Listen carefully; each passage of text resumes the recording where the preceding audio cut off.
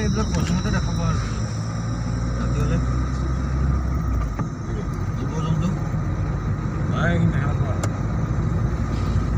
দোকানৰ মানে ভাবিছে